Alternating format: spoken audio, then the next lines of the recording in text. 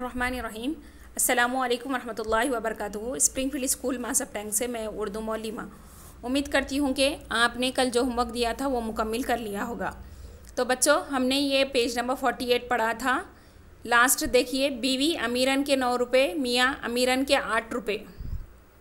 बीवी 8 नहीं 9, मियाँ अच्छा आगे चलो। बीवी गोश्त वाले के 7 रुपये, मियाँ इसको तो मैं 1 पैसा भी नहीं दूंगा। बदमाश ने सारे महीने कुत्तों का रातब खिलाया है। रातब मतलब गल्ला, जो अनाज होता है उसे रातब कहा जाता है, क्योंकि गोश्त वाला जो था उसकी हालत ऐसी थी कि वो गोश्त कम और चिचड़े ज़्यादा देता था।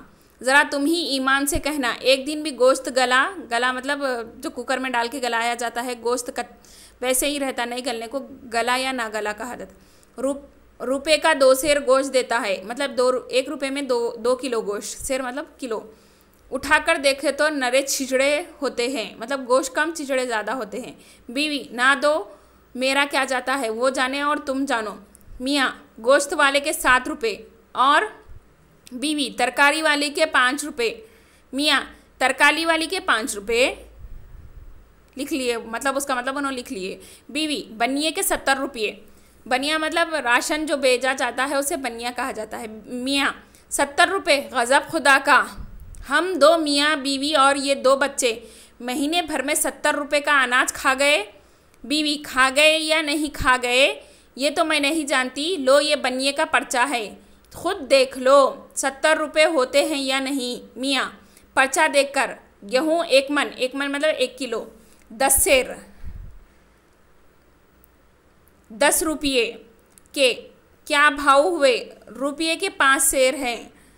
तमाम दुनिया में गल मचा रहा है कि गल्ला सस्ता हो गया, यानी राशन सस्ता हो गया, गल्ला सस्ता हो गया, और हमारे वही पुराना भाव चला जाता है। यहाँ मेहनत करते करते हम ओदमुए हो जाते हैं, यानी थक के चुकनाचूर हो जाते हैं और अपनी हालत खस्त हो जाती है, पछता हो जाती है, और ज़िंदगी में हम अपने आप को कमतर महसूस करने लगते हैं कि मेहनत और कितनी की जाए। और बीवी साहिबा हैं कि माले मुफ्त दिले बेरहम, या मतलब माले मुफ्त दिले बेरहम मतलब गैब से जो आ जाए या फिर मुफ्त का मिल जाए या फिर फ्री का मिल जाए, उसको एक मिसाल के तौर पर बताया गया है।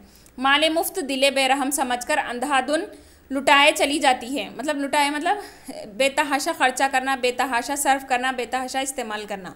बीवी ये भी अच्छी कहे हैं कि मैं आपका रुपया लुटा रही हूँ, मतलब मुसन्निफ अपनी बीवी को डांट रहे हैं, डपट कर रहे हैं, गुस्सा कर रहे हैं, तो उस एतबार से बीवी कह रही है कि ख़र्चा तो सब बराबर कर रहे हैं, बच्चों की वजह से, माँ बाप की वजह से सबका खर्चा हो रहा है, लेकिन इल्ज़ाम किसके ऊपर लग रहा है, बीवी के ऊपर लग रहा है। कभी हिसाब से 1 पैसा ज़्यादा भी मुझे दिया है, मतलब जितने रुपये खर्चा करना है हिसाब तोल के नाप के बराबर के, वही हिसाब से मुसन्निफ अपनी बीवी को रुपया देते हैं। जो ये तूफ़ान उठाए जा रहे हैं, अपने रुपये खुद ही कमाओ और ख़ुद ही उठाओ, मैं बीच में पढ़कर मुफ्त में बुरी क्यों बनूं।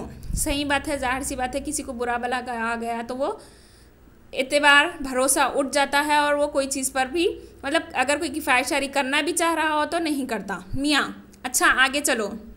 बीवी धोबी के 3 रुपये। मियाँ कसम खुदा की, धोबी से तो मेरी जान बेजार हो गई। अब यही देखो कि मैं जो कुर्ता पहना बैठा हूँ इसका क्या हाल है। 2 धूप में नामाकुल ने धज्जियाँ कर दिया है, मतलब धज्जियाँ उड़ा देना जो बोलते हैं, किसी का मजाक उड़ाना, किसी की खिल्ली उड़ाना, किसी का अस्तित्व जो बोलते हैं आप, वजूद जो बोलते हैं, वो उसको मिटा देना, वैसी बात होती है। मतलब मुसन्निफ के धोबी ने उनके कपड़ों की बुरी हालत कर दी। नए कपड़ों को सिर्फ 2 दिन में 2 बार वो पहने तो इतना रगड़ के धोया है, इतना घिस के धोया है कि वो ख़राब हो चुके हैं, बर्बाद हो चुके हैं। मतलब ज़ाहिर सी बात है, अगर वो धोबी पे इल्ज़ाम लगा रहे हों तो शायद कपड़ा भी अच्छा नहीं था होगा, या फिर धोबी ने वैसे ही हालत कर दी होगी। जैसे हर बात के 2 पहलू होते हैं। बीवी लकड़ियाँ 6 रुपये। मियाँ क्या कहा, लकड़ियाँ 6 रुपये की, 1 महीने में इकट्ठी 6 रुपये की लकड़ियाँ जला डाली। बीवी खुदा झूठ ना बुलवाए, सुबह 4 बजे से जो चूल्हा सिलकता है तो कहीं रात के 12 बजे जाकर ठंडा होता है, क्योंकि क़दीम दौर में पहले लकड़ी के चूल्हे पर पकवान होता था। अब के दौर में अपने पास इलेक्ट्रॉनिक चीज़ें आ गई है, और उसके अलावा गैस तो हम आमतौर पे इस्तेमाल करते ही अपने घरों में। आप हैं कि मुँह धोए तो गर्म पानी से, वज़ू करें तो गर्म पानी से, नहाएं तो गर्म पानी से। जब सारे दिन चूल्हा धड़ धड़ जलेगा तो लकड़ी ना उठेगी तो क्या होगा। सही बात है। सुबह 4 बजे से जो सिल गया है तो रात के 12 बजे तक चलता है। और आम जिंदगी में इंसान कई के लिए इस्तेमाल कर रहा, पानी नहाने के लिए, गुस्ल करने के लिए, वज़ू बनाने के लिए, मुंह धोने के लिए, हर चीज़ के लिए मुसन्निफ़ गर्म पानी का इस्तेमाल कर रहे हैं। मियाँ, अच्छा साहब तुम सच्ची और हम झूठे, लो लिख लेते हैं लकड़ियाँ 6 रुपये की। बीवी, खर्जे के 18 रुपये। मियाँ, खुदा के लिए बीवी तुम सब कुछ करो मगर अल्लाह ख़र्ज़ा ना करो, क्योंकि ख़र्ज़े से इंसान की बहुत बुरी हालत हो जाती है। ख़र्ज़े के नाम से मेरा दम निकलता है, आखिर मैं भी तो सुनूं कि ये ख़र्ज़ा हुआ काहे में। बीवी, तुम बहुत दिन से कह रहे थे कि मुझे चिकन के कुर्ते बना दो। चिकन मतलब एक किस्म का अच्छा कपड़ा होता है जिसमें बारीक तागे का काम होता है। परसों रामलाल बाज़ार आया था, उससे 2 कुर्तों के चिकन ले ली, कहूँ तो वापस कर दूँ। मियाँ, तो क्या ये 2 कुर्तों की चिकन 18 रुपये की हो गई। बीवी, बाकी का मैंने पैजामा का कपड़ा लिया, मतलब उनके कपड़ों पे किचन के जो चिकन के कुर्ते हैं उनके उस पर खर्चा हो गया तो वो कुछ नहीं बोले, उफ नहीं बोले, लेकिन उसके अलावा पूछ रहे हैं कि 18 रुपये के 2 चिकन के कुर्ते हुए क्या बोल के, लेकिन बीवी ने कहा क्या पैजामा का कपड़ा लिया। मियाँ, क्यों, पहले के पैजामे क्या हुए? 2 ही महीने हुए कि 6 पैजामों का कपड़ा लाकर दिया था तुम्हें, वो क्या हो गया? जहाँ कोई चीज़ देखी और लूट गए, ज़रूरत हो या ना हो तुमको ख़रीद लेना ज़रूरी है। फिर उसके बाद वो इल्ज़ाम लगा रहे हैं कि बीवी पे 6 महीने पहले 2 महीने पहले मैं आपको कपड़े के पैजामों का कपड़ा ला के दिया था, वो इस्तेमाल करने के बजाय क्या करें आप, कैसा बर्बाद हो गया, कैसा ख़राब हो गया। बीवी, तो मैंने कब कहा कि खुदा के लिए घरदारी मेरे सुप्रीत हवाले कर दो। गज़ब खुदा का कि घर के खर्च तो खुद बढ़ाएं और बीवी पर आंखें निकालें। आमतौर पर ऐसा होता है हर किसी के घर में। जाओ, मैं तुम्हारा रुपया 2 रुपया नहीं लेती, तुम जाना और तुम्हारा घर जाने। मियाँ, नाराज़ क्यों होती हो?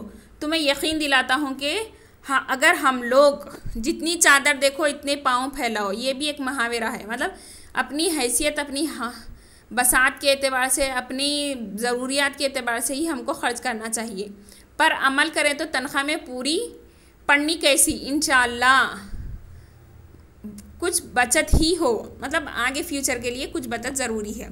तो इस एतबार से बच्चों, इस कहानी में आपको कौन कौन किरदार अच्छे लगे, किस तरह से समझ में आए और क्या क्या आपने समझा, अपने तरीक़े से एक मुख्तसर स्टोरी को खुलासे के तौर पर लिख कर भेजिए आज के होमवर्क में। और इसके अलावा आज का आपका होमवर्क है बिट नंबर 2, पढ़िए लिखिए कि क्वेश्चन एंड आंसर्स, मतलब हमको ये जानना है इस स्टोरी में सिर्फ बनिए का और तरकारी वाले का और कपड़े वाले का और मियाँ बीवी की दरमियानी तफसीली गुफ्तगू हो रही है। उम्मीद करती हूँ कि ये सबक आपको अच्छे से समझ में आ गया होगा। जज़ाकल्लाह खैर।